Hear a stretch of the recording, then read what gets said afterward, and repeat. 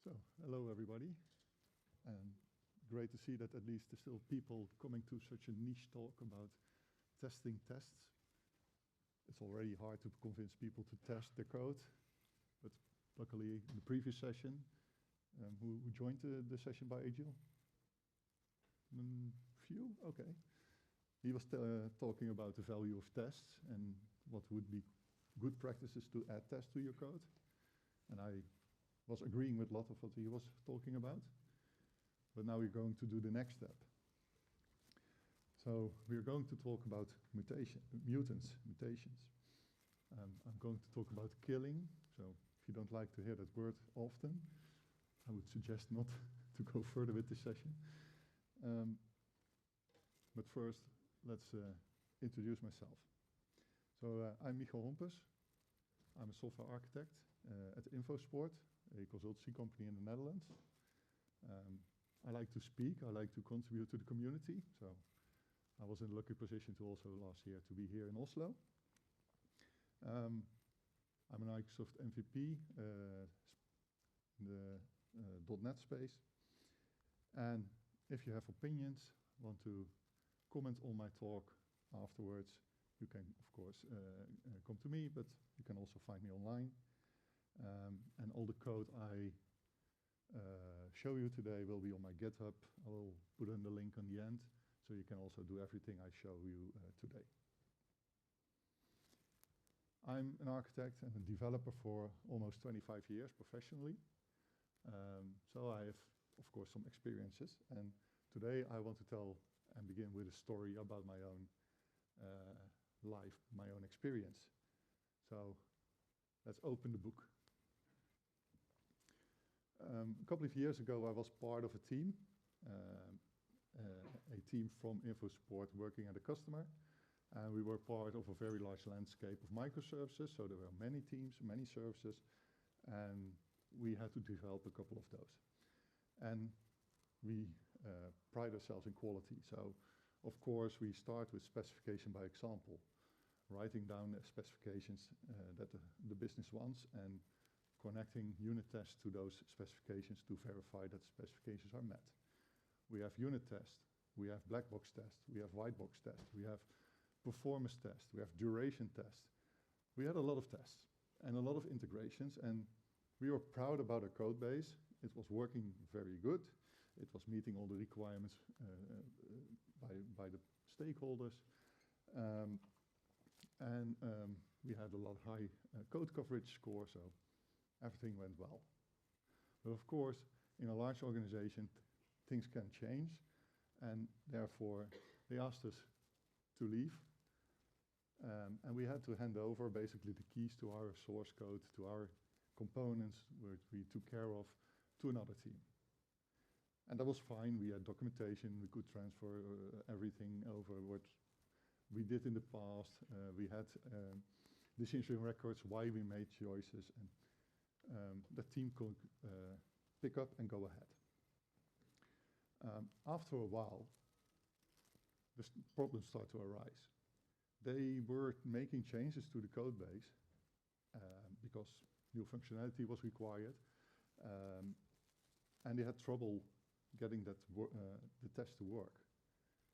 And apparently there was some time pressure. So their solution to fix the test was basically commenting out the tests. That's the right reaction. And this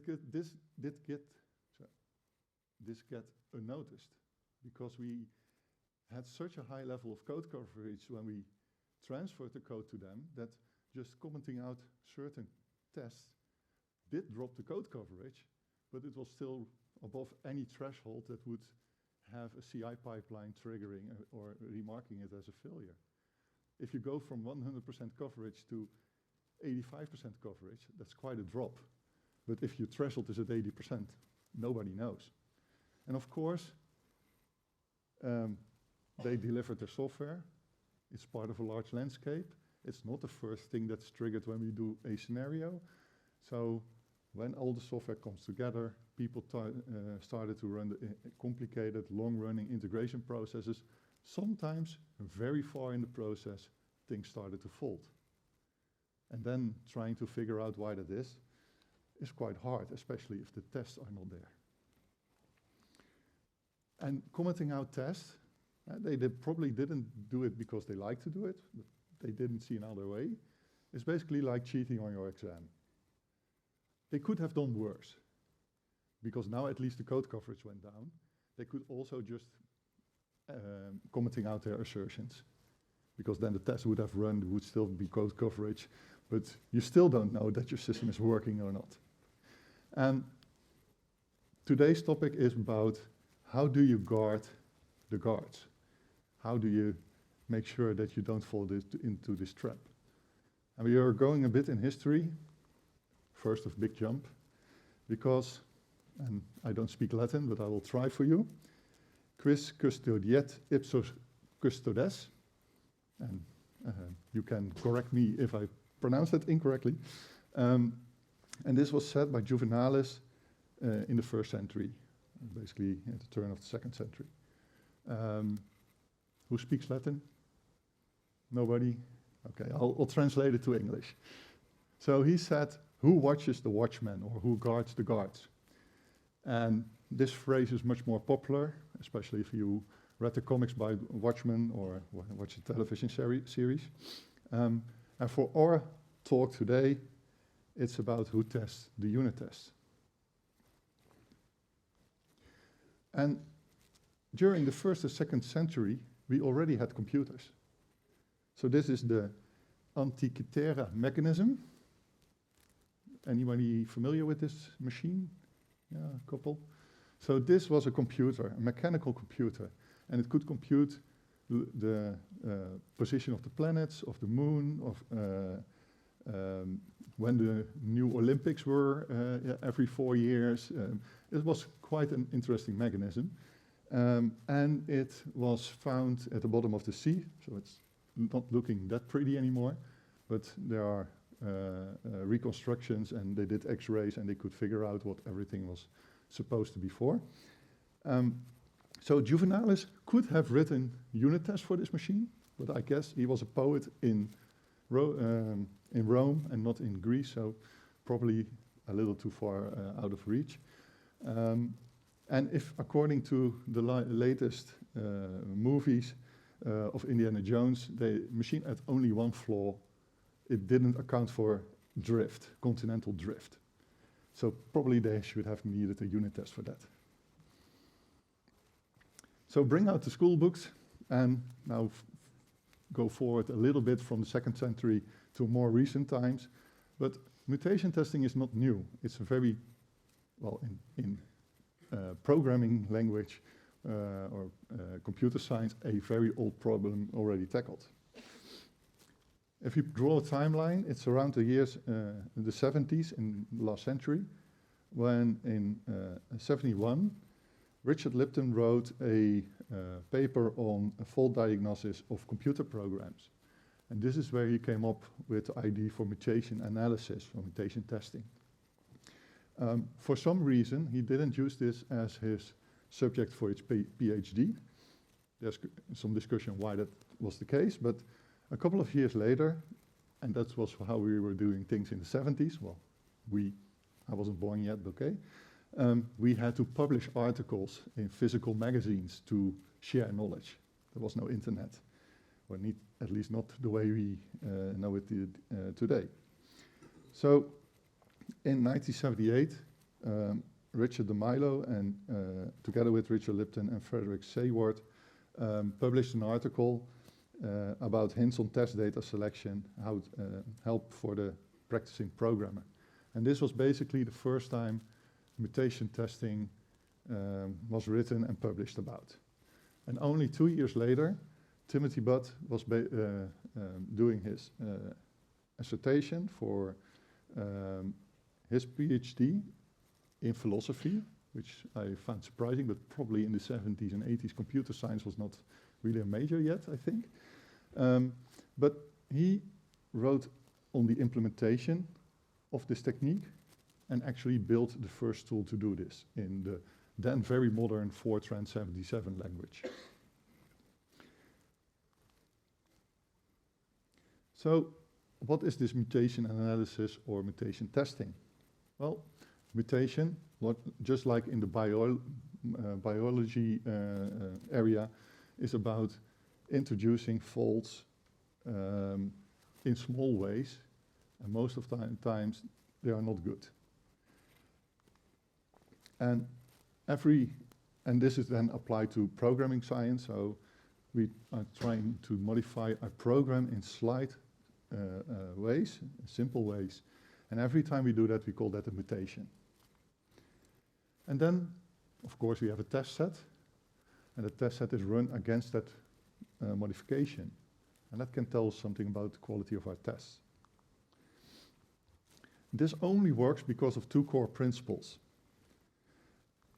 The first one is the coupling effect. And the second one is the competent programmer's hypothesis. Who feels like a competent programmer here in the room? Oh, only a few. I will tell you you're wrong. Those that put up their hands, they are confident and competent, but you are all competent. So the coupling effect is stating that test data sets that detect simple types of faults are sensitive enough to detect more complex types of faults. And this is very interesting, where we, of course, are looking at unit tests and what is a unit, and we can have discussions on those topics, but we can make it general. If bugs are detected by a test, the test is good. It's broad. And then, why are you all competent programmers? Well, programmers that tend to produce code that is close to the intended behavior of the application. And probably you all write code in your applications to do the thing where the application is meant for, so you're all competent. We all make mistakes, that's why we write tests, but most people don't write different code than what the application is actually for. And there are always exceptions. So with these two things in mind, we can do mutation testing. So how does this work? Well, we have a program, the actual application. We are not going to change anything about the program itself. It should be correct. And we have our test set. And a test set should cover all the intentions of the behavior of the application. And then basically we just run the unit tests or a test set against our application, and that should be green. If you're already failing here, then just fix your test or fix your application. This unit should be correct. And can be a small application, can be a very big application. Your test set should at least run correctly. Then we start to introduce those mutants. We are going to modify our application in very slight ways. And every time we have modified the application, we will run the test set against that modification. And then we can check, did any mutant survive? If none survived, we're done. Our test set is correct. It does what it should do. We don't have any defects in our test set. Great.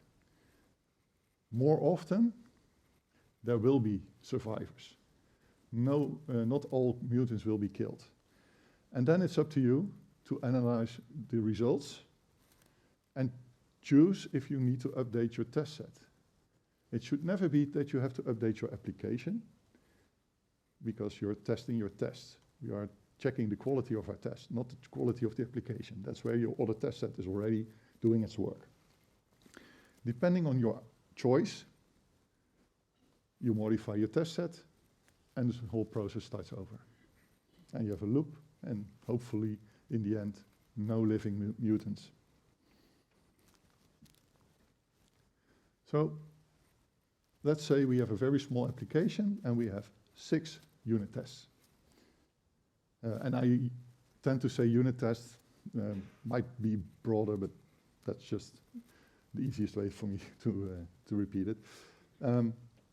And we have a mutant, or multiple mutations, and we start running the test against the mutations.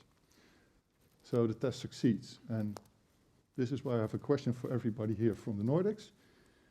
I was on Wikipedia, and the article by Checkmark says, very interesting, in Swedish schools a checkmark is incorrect, and in Finnish it's wrong. So what's it here in Norway? Also wrong? Correct. It's correct. Okay. I hear different. Okay, so that's why it's confusing. I used green for correctness. But at least I mean the test passes, so that we are at least on the same. I want to assure that we're all on the same page. So let's run the other test, and suddenly unit test 4 is failing after this mutation. Okay, this mutant is now declared killed. We run the next mutant, and all the unit tests are passing. This mutation is now called, or this mutant is called, classified as survived. So this is how basically mutation testing is working underneath. And you can imagine this is a very small test class with very small set of tests. The larger the application, the more possibilities for mutations are available. So we also, just like code coverage score, we can have a mutation score. And a mutation score is very simple, a percentage of mutants that were killed by the test. So a very simple equation, mutation score, killed divided by killed plus survived, minus ignored. It could be that you want to exclude certain mutants, and we don't want to take them into the mutation score. Okay, that was the theory. Let's go in practice and look at some code. I did all the demos in C#, but I try to write them in such a way that basically it doesn't matter that it is C#. The class is simple enough. So we will look at a very simple application. We will run the unit tests. We will look at the code coverage. Then we will run mutation tests and look at the mutation score. And I'll already spoil the surprise, of course, the mutation score is not perfect, so we'll improve our test set.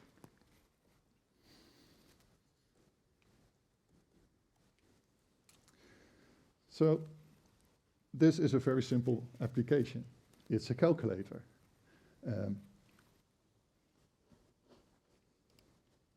It has an add method, which surprisingly does A plus B. It has a subtract method, A minus B, multiplication, and division.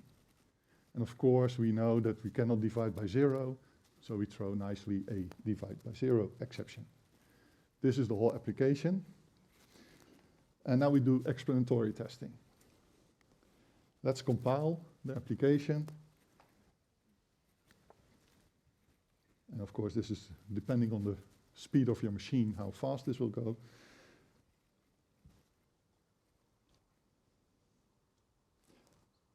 And to prove how the application works, because I only had a class, I created CLI, because of course every application these days needs a CLI, so we use a CLI for the calculator. And we say add 1 plus 1, and the application says 2. Okay, that method works. We say subtract 8 with 4, and the result is 4. We can multiply 3 and 5, and the result is 15. We can divide 10 by 2, the result is 5. And we can divide 10 with 0, and we get an exception.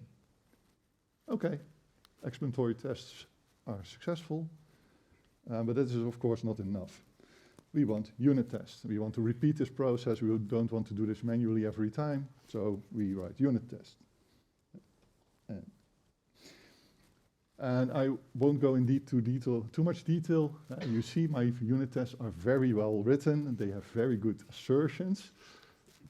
So now is the question, do they pass?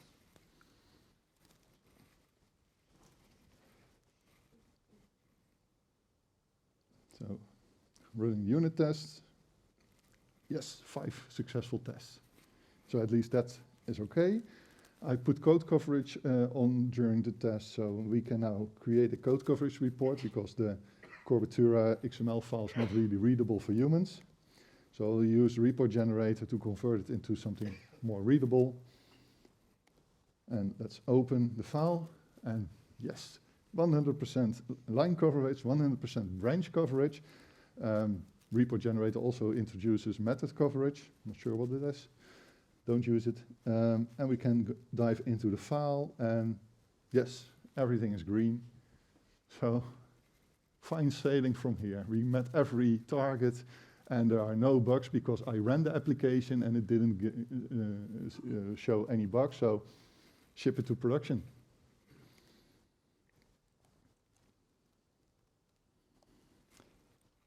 So the next step, of course, is to run a mutation tool. And there are many tools available, but I work at InfoSupport, and we have an open source project that we support called Striker. So, of course, for this demo, I'll use Striker. For those that know, Striker is a person in the X-Men comics. Well, of course, the mutants live, so that's why the name was chosen. And what the tool now does is compile the application, run the unit test to create a baseline, and then introduce all the mutations, and then run the unit test against all mutations and come up with that score. So all the steps I've shown you previously on the slides are now executed on the fly. So if you scroll up a little bit, we see 6 mutants were ignored. That's from performance reasons. 6 mutants were tested. 3 were killed, 3 survived, which results in a score of 50%. And just like our mutation test or code coverage, a mutation test can also provide us with a report, so that's easier to see. Of course, our project is not very big. A real project would probably have more than one class and one file. If not, we can have another talk about that, but I hope you have multiple source files. And we can now see how many mutants were killed and how many mutants have survived. So if we look at the bottom method, the divide method, there were 3 mutations applied. So for example, b equals 0, we can now see that the mutation that happened, the small change that was introduced in that application, was to say b does not equal 0. And even though that small change was applied, the unit test still covered it correctly. They started to fail and didn't say the application was still working fine. However, when a plus b was changed into a minus b, the test still said that everything was fine. When we changed a minus b into a plus b, the unit test still said the test was fine. And when a times b was changed into a divided by b, the unit test said everything was fine. So what's the problem? Let's go back to our code. Well, you probably spotted already, this was not the right way to assert this method was correct. So it didn't matter which 2 numbers were added or which mutation was applied to the code. This unit test would always say it was passing. So 1 plus 2 is 3, so let's change the assertion. So this should now trigger the right response. For the subtract, I was testing some intent that the result should be positive. Apparently our calculator doesn't deal with negative numbers, which could be a business decision. But at least 5 minus 3 should be 2 is positive, but 5 plus 3 is 8 is still positive. So the test is not covering this mutation. And of course, in this case, it could just easily be fixed by just equal the result with 2, and then there should not be any deviations. Like I mentioned before, we are competent programmers. That we don't handle negative numbers, mutation testing doesn't certainly will create additional code or test cases to cover that. It assumes that all the tests reveal intentions, So if we want to deal with negative numbers and have cases for that, we should write tests for those behaviors. Only then mutation testing will also cover those types of cases. So it's really testing only the existing tests, not what your application should have been doing.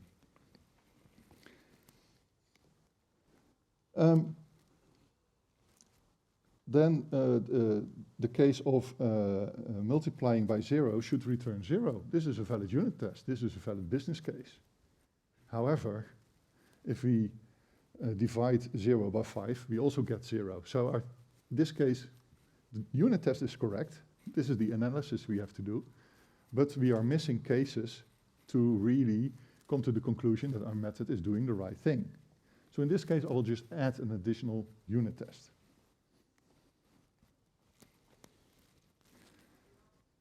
In this case, I'll multiply 1 by 5, because 1 divided by 5 will not result in the same 5.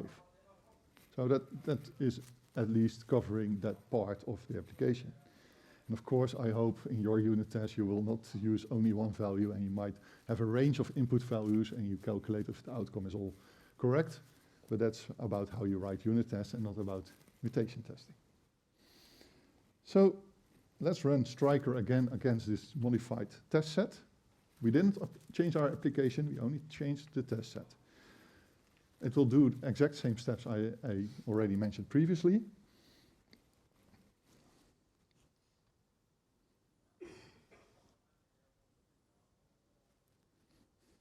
Same amount of mutants, but now they are all killed. And if you now look at the report, we can indeed see,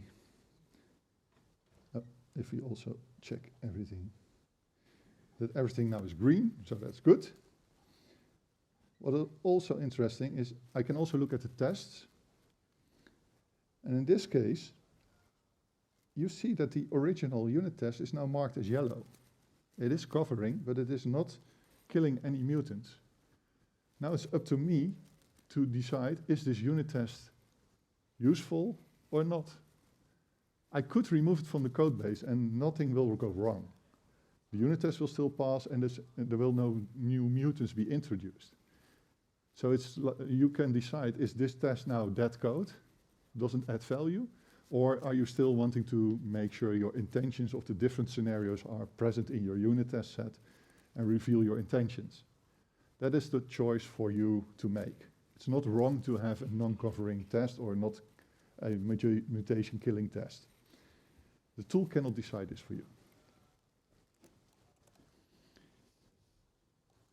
Okay, let's get back to the slides.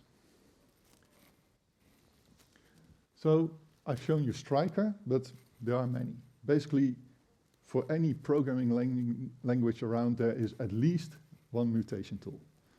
I think everybody in school that likes this topic writes their own for the new language or that arrives at that moment in time. So there are also mutation tests for Rust and for Go and for, I think there are even mutation tools for XML. So you can pick and choose what you want. I put in some samples here on the slide because they had at least logos. Most mutation tests don't have a logo, so they're not nice to show on the slide. And why do we have so many different tools? Well, basically, every programming language has their own quirks and can be changed or mutated in their own way. There are some common grounds between same type of languages, but how you can modify a JavaScript application differs from how you can modify a Java application or a Rust application. So tools tend to be specific to the language they can cover, and there are not many tools that can cover multiple languages. But there are some different ways a tool can be implemented. For example, PyTest for JVM looks at the bytecode and modifies the bytecode, so it doesn't look at the source code. It only looks at the compiled application and modifies that and applies different mutations to that. Other tools often just choose to change the source code or the abstract syntax tree. some tools create a copy of the whole application for each mutation. Some can do some sim linking. Or, for example, Striker.net introduces switch statements with a variable that activates one of the switches, and every switch case is a different mutation. So that they only have to compile the application once, and then during unit test time, they can switch mutations to save time. So I cannot generalize how every tool works, but every tool tries to optimize it for the language they are intended for. So, some mutation types, because there are hundreds and hundreds of types of mutation, like I said, often also tied to the language. And the arithmetic operators I have already shown in the demo. So like changing a plus in a minus, or changing a divide by a modulo. Other types are boundary checks, modifying boundary checks. So, for example, changing equals in not equals, or changing greater into greater or equals. That changes the boundary of what your test or your logic is doing. Your if statement becomes broader or smaller, and can your test detect behavior changes if that happens? It can also negate. So instead of greater than, change it in less than. Booleans, well, we have not many options with Booleans, of course. We can change true in false and false in true. And this is also interesting where sometimes the ignored mutations come from, because I can change true to false, but I can also change the equals into not equals. And basically that's the same mutation. There's no different behavior that will happen. So some optimizations might say one of the two mutations will not be tested against because it doesn't add value. But this requires the mutation tool to have vast knowledge of the programming language. And of course, we can also negate a exclamation mark, or the other way around. Same happens for conditionals. So think about the logical AND operator, changing it for a logical or a binary AND, or an exclusive OR. Swap them around, and probably your application starts doing very different things. And then it's the case, do you unit test detect that? But it could also be a little bit more complex. So the previous mutations are basically present in any language, but what's further possible really depends on your language. So for example, some mutation tools will see an array and just return an empty array instead of the whatever your code was doing. Or introduce a null into an array. This is one of the most thing that people forget, that although all the items in the array are of the same type, it can still be a null, and they don't check for that if they iterate through a collection. So this is a whole different type of a mutation. And I could go on with, well, like I said, hundreds or more mutations. Does every mutation help? Well, sometimes we have what we call equivalent mutants. And equivalent mutants, or mutants are equivalent when every possible input will observe the same behavior as the original program. Basically, you cannot detect them. So, because the test cannot distinguish this, the mutant always survives. And we also can call that a zombie. An example, the original code had parentheses. The mutation changes the parentheses, but actually nothing changed. The logic of the application is identical because multiply always precedes adding. So this will not be detected. Unit test will not fail on this because the result will be always exactly what we expect it to be. One I struggled with myself for a while was I very explicitly wanted the formatting of a GUID be in the G formatting, the G specifier, And then mutation testing just started to remove the parameter from the call. But yeah, the result is the same because the toString method applies that formatting by default. I explicitly added it because maybe in the future Microsoft decides to change the default format and I still want to have the format I've chosen now. Of course, this is a very slight chance, but without changing my application, this mutant cannot be solved. Because removing it, the application will still respond in the same way. So surviving mutants does not mean that your tests are bad. It might be just the case that it cannot detect a change. So back to the code. Let's look at an equivalent mutant. They like to hold hands. And let's ignore a zombie. And just for fun, because everybody loves regular expressions, we'll show a demo where we mutate regular expressions.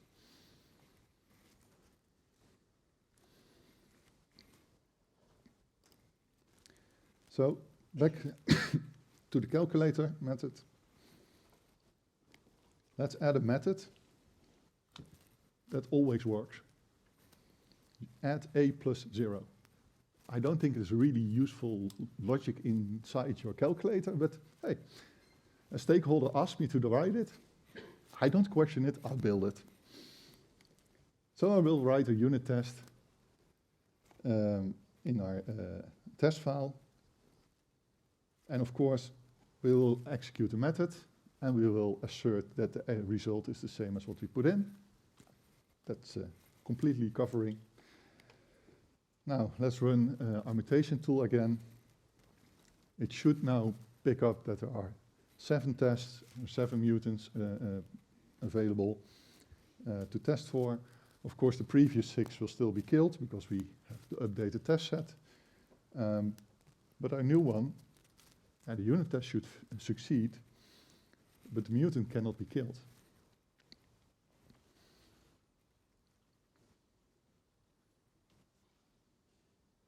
So down goes our score. Luckily, we can solve it. So let's first look at the report. Not very surprising, just like before. It changed the code, but the result stayed the same.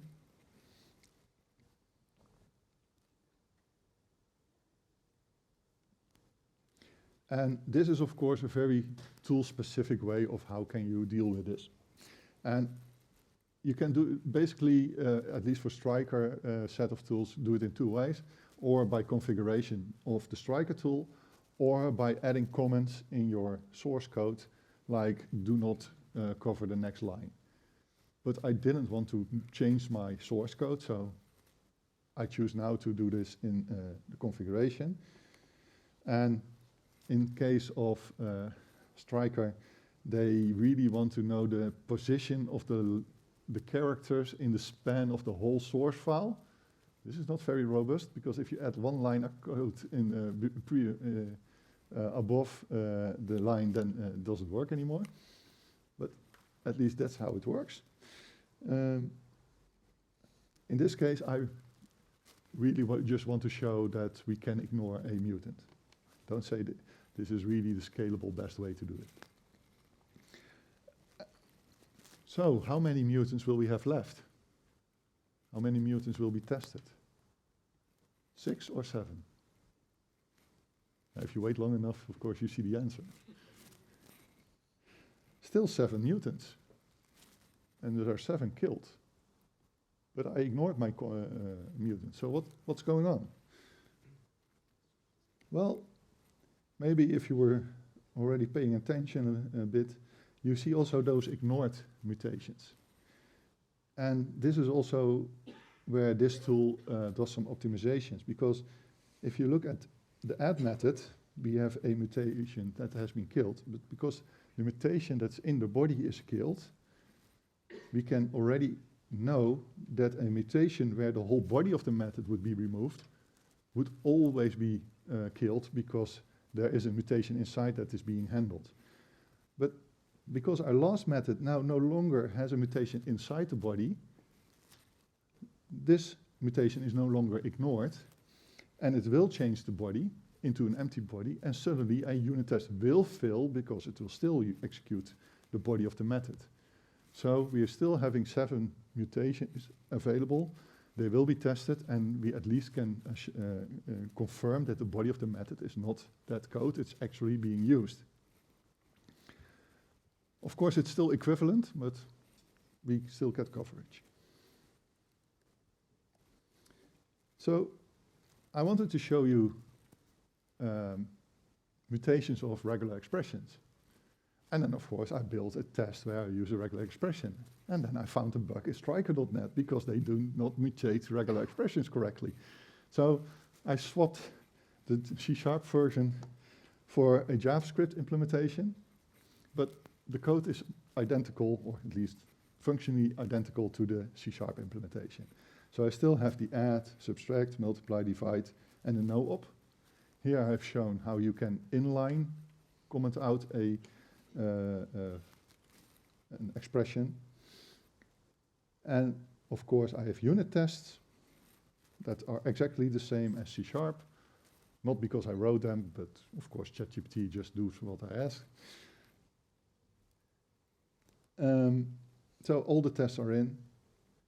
And just to show, for the JavaScript side of mutation testing, it's basically the same as for the C# kind of mutation testing.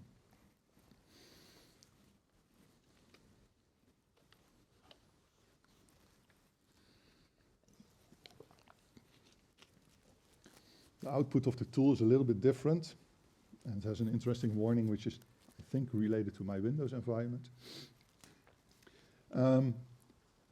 Interestingly enough, they see in the same code base 14 mutants, but they are all killed, so that's good. Let's look at the report. And this is where differences in languages also make differences in the type of mutations that can be applied. So for example, this if b equals to 0, they mutated in different ways by changing the value to true, to false, to not equals, and just by removing the whole if block.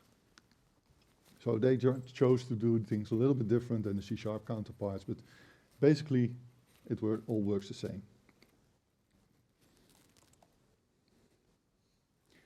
So now let us introduce a regular expression. Very simple one. For example, we want to make sure that the strings that are passed by our CLI are actually numbers without, and this should be at least 3 numbers and nothing else. Not a very complex regular expression. Of course, we need to write a unit test, and we will be very sparse on our data, otherwise we will not have fun. So I will only test if I add 1, 2, 3, which is a 3-digit number. And let's run Striker again.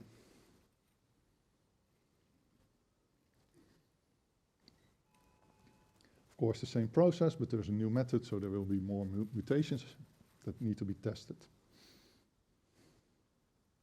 And you already see how long this takes with such a small application. So instead of 14, we now have 17 killed mutants, but we also have some surviving. So we will look again at the report. Yep. Let's scroll. So there are 2 failing, and in this case, when they remove the first character of the regular expression, the unit test is still succeeding because it doesn't have any other characters in front of the numbers. And the same can be said for the character, last character. And if I look at the killed mutations, you can see that it did try, for example, other modifications to the regular expression, removing bits and parts, and those were caught by the unit test. So also here, if you look at Striker.net, even introduces more mutations for regular expressions, but even your regular expressions can be tested, and maybe those exception cases you didn't think about because writing regular expressions is still very hard, can also be uncovered by applying mutation testing.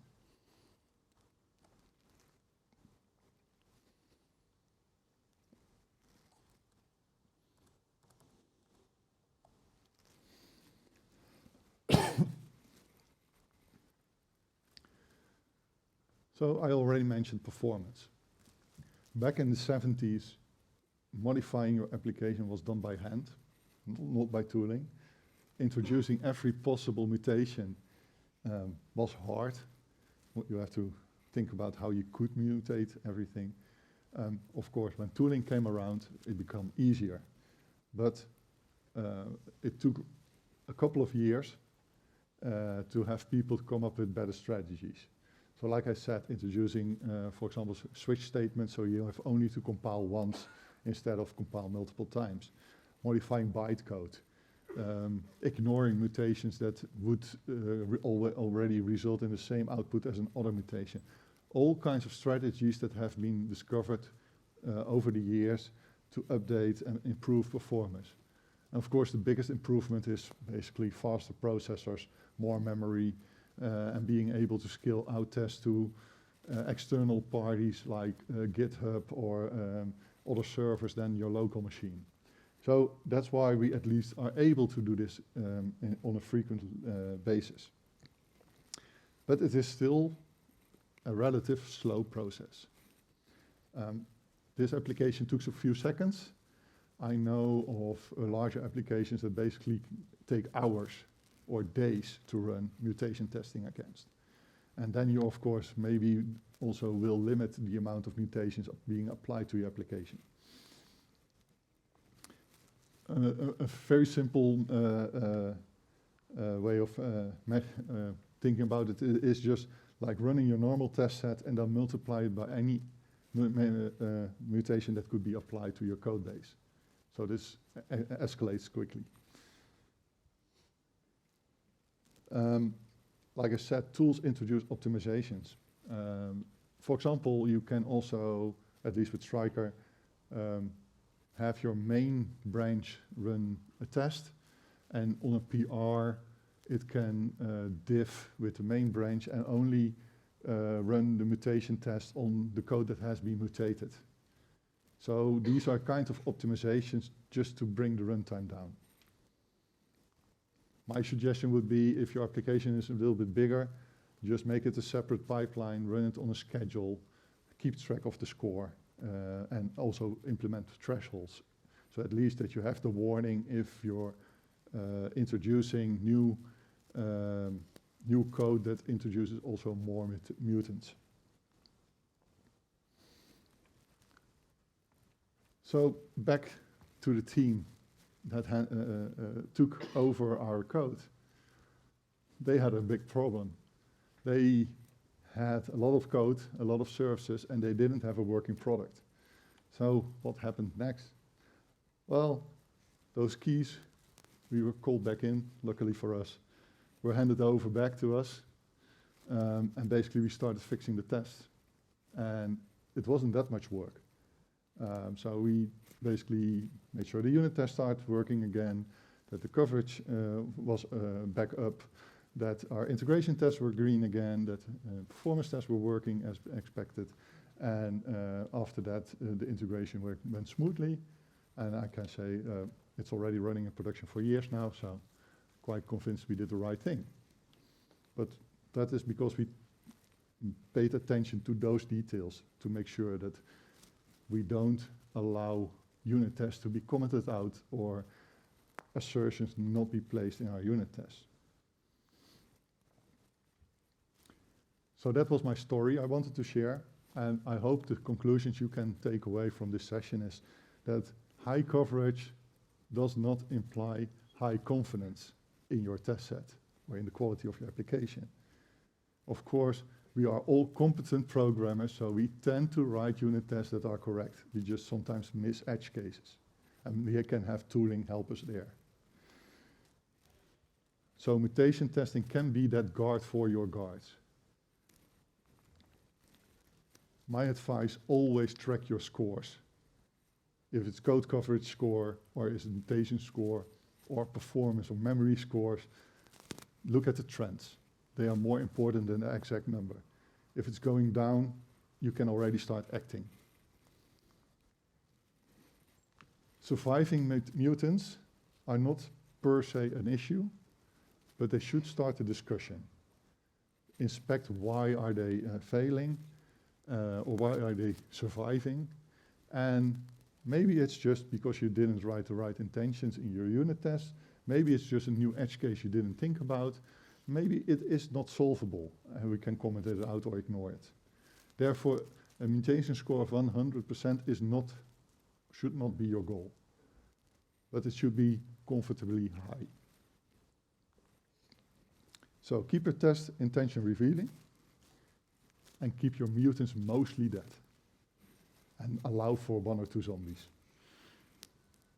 Of course, when creating this talk, I used a lot of resources. Basically, start at the Wikipedia page. It has, I think, 100 resources linked, where I also got all my information from. I really liked a 3-part blog post about Dietrich Geisler, who wrote about mutation testing, and he wrote it really in a form that was very explanatory to me, at least, even though I was already doing working with Stryker for a couple of years. So, but the theory behind it was nice. Everything you showed, the demos, the source code, is in my GitHub repo. So if you want to try it yourself later on, you can find the code there. Of course, I want to name Stryker because they allowed me to do all the demos. It is open source. You can use it yourself. You can contribute. And one of the fun things they built a couple of years ago, because we also use it for a lot of internships to extend Stryker, they introduced the Stryker Playground. And the Stryker Playground, I have open here, is Stryker.net running in WASM in your browser. So on the left, I have C# source code. On the right, I have C# unit test. And I can just now say run unit test, and it will run in my browser. So this is compiling C# in your browser, running the unit test just with NUnit. And of course, I can run Stryker itself. And of course, not surprisingly, there are mutants available.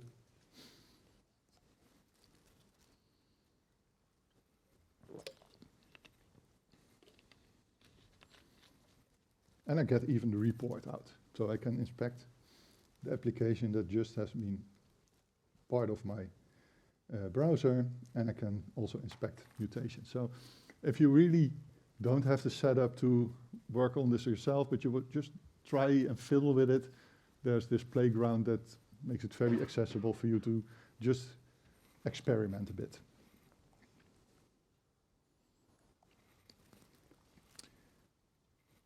So I have a couple of minutes left. If there are questions, then you can look at that.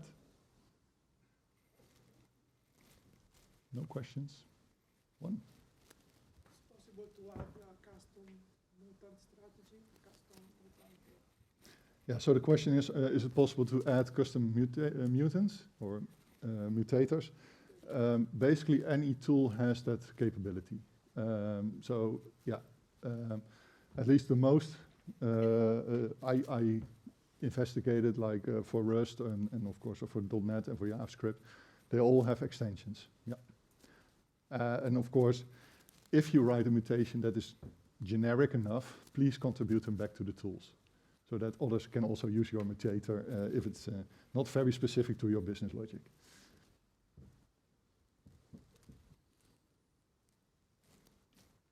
Nope. Yeah, there. Sorry, the light is just behind you.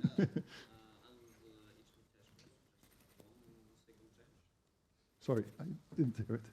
Every mutation is just one single change? Yeah, so every mutant is a single change, yes. So if you have for one line of code 4 changes, those are counted as 4 mutants, if I understood your question correctly. So you can imagine if a large code base many if statements, many conditionals, this will grow quite hugely, quite quickly. And that's why those ignore rules are helpful in limiting the amount of time that the set is run. I think I saw a hand. You mentioned it a little bit about having some mutants survive, but do you feel like you get pushed into writing unit tests that are not really necessary when you run this? Or is it a useful tool for discovering good test cases? Yeah, so the question is, by discovering surviving mutants, do you always add additional unit tests to resolve it? Yeah, kind of. Kind of, okay. Yeah, so that's why that analysis is important. Because if you come to the conclusion it survives because we missed logic in our unit test to describe the intended behavior of our application, then add tests that cover the right behavior, intent behavior. Sometimes it's just that maybe you choose your test data poorly. For example, if you would, I didn't do it, but if I would have had as input values 2 and 2, well, 2 plus 2 is 4, 2 times 2 is 4, 2 to the exponent 2 is 4. A lot of mutations would have survived just because I chose my input data poorly. And then it could be that just by changing your input data or add additional input data, you can already cover and exclude mutants from your code. And often if you kill one mutant, a whole lot of other mutants are also killed in the same action. So that's why the analysis is so important, and you as a person have to look at it like, what is the issue here? Oh, it's surviving because of missed opportunities or missed logic, or is it surviving by just choosing the wrong test data, or is it surviving because it's not solvable? Yeah. Question? Is it possible to add mutation testing in CI/CD pipeline? So adding it to your CI/CD pipeline, yeah. My natural answer would be, of course. But because of the performance reasons, you have to look at if it's feasible. So if the tool supports optimization strategies, like I said, with looking at branches and diffs, that could be a way to optimize.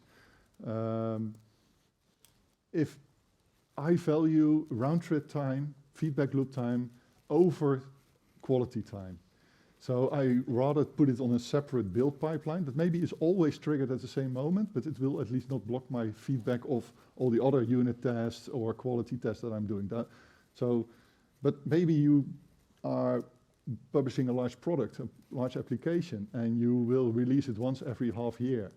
Well, maybe then it's just part of your production life cycle flow, and you can put it in those pipelines that at least your score should not go down versus a half year ago, something like that. But I tend to have rather a fast loopback for the developers. And if mutation testing would make that too slow, I would not put it in the pipeline. So that would be my strategy. Okay. I don't see any hands. You can always come after the session to me or reach out online, no problem. I have one last code file to show you. To go to Visual Studio Code.